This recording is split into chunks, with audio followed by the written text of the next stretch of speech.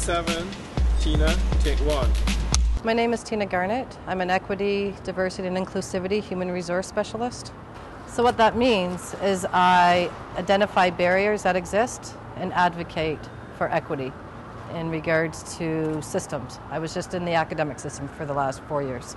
I was a trauma counselor for almost 20 years, and I would say 90% of my clientele were racialized and or Aboriginal women.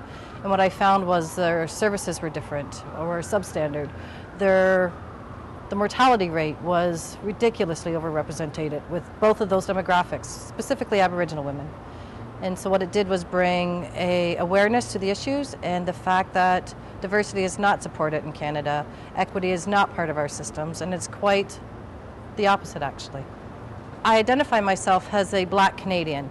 I'm 7 generations Canadian. My family came here in 1831, so we were here long before Canada was Canada. And it's only been in the last 10 years that I've been challenged in being identified as Black. With the increase of immigration, I'm no longer Black in the diverse diaspora community, and which has been troubling because this is my history. I am a Black Canadian, not a Canadian who's Black. So it's very different for me. I knew I was Black growing up. We were one of 3 Black families in London, Ontario. And so whenever there was, history lessons about slavery, then I would be stood up in front of the class to say this is what a slave looks like, because I was the only Black kid in class. So they could personalize slavery back then. And I knew that didn't feel good. I didn't have the language for it. When I went back to school and I discovered the language, I discovered it first as a woman and the difference of living in a very patriarchal-based world. When I lived in British Columbia, I worked with Aboriginal communities, and we had a ridiculous amount of homicides that went unnoticed and no one really cared for. When I came back to Ontario about 12 years ago, it was the same reality for the Black community here.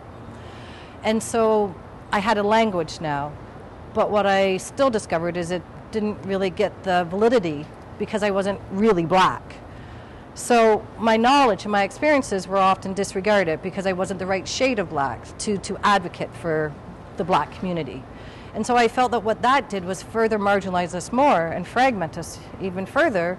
And there's a saying amongst the feminist theory that divide and conquer, they will win.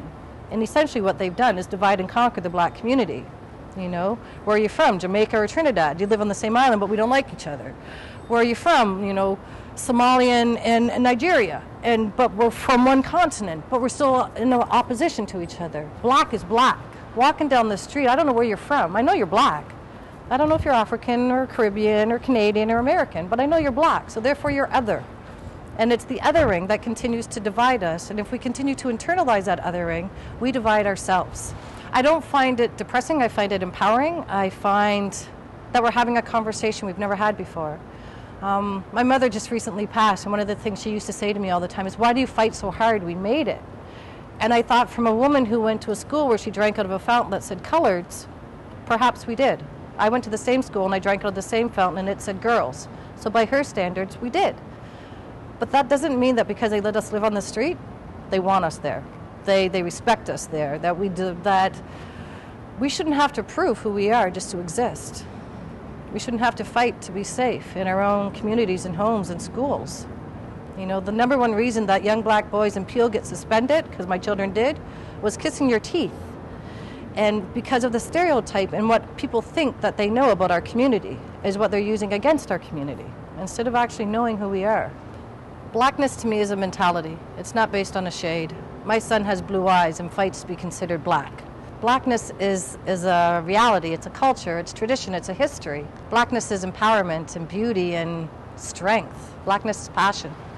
Blackness in the GTA is oppressed, is divided, is murdered, is silenced, is diligently tried to be conquered every day through the media, through music, through apparel. Blackness in the GTA is fashionable. It's trendy. This isn't for sale, right?